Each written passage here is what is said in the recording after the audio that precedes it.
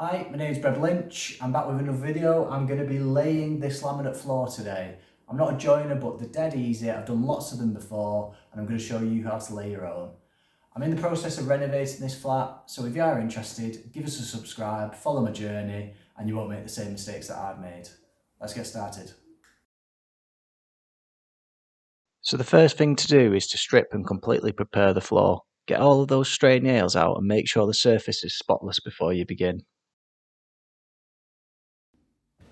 Next up, I'm laying the DPM or damp proof membrane for full disclosure. This is essential when fixing to a concrete subbase as it keeps the moisture away from the underlay. It comes in a great big roll, so get it rolled out, cut down and taped in place.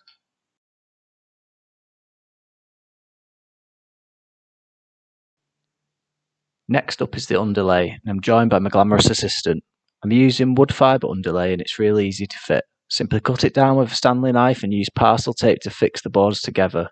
Be sure to leave a gap between the boards and around the perimeter for movement.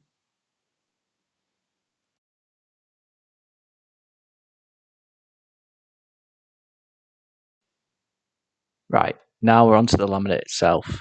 Now I must admit, fitting the first few boards is an absolute nightmare. Check the specific instructions to your laminate flooring and be sure to use the recommended gap around the perimeter of the room. You use plastic spacers to maintain this spacing and it's an absolute nightmare to get the first few in. That said, once you've done that, you're up and away, so it should be plain sailing after that. Right, so when you're laying the laminate, you're slotting your piece in,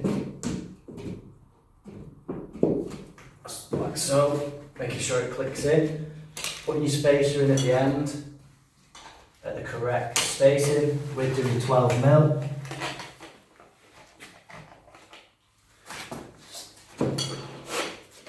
Sliding it in, flush to your spacer, and then you're using your mallet and your rubber block to get it in tight all the way along, and then you're tapping in it at the end. I'm not being tight there, so I'm tight.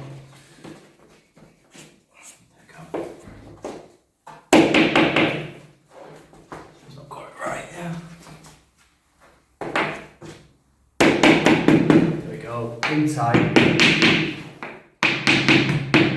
then tap in at the end so that you're nice and tight against your spacer. A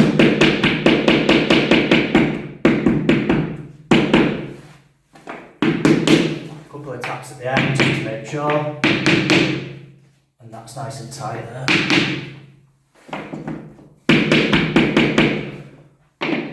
There we go. Now using the mallet and the rubber block to tap in each piece is probably the most crucial part of the process.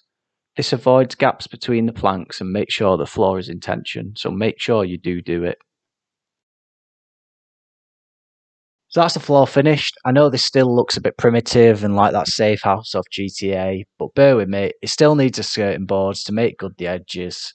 Also, the flat is still very much work in progress, but it will be finished. So if you are interested in how I make this place look amazing, make sure you subscribe and follow my progress.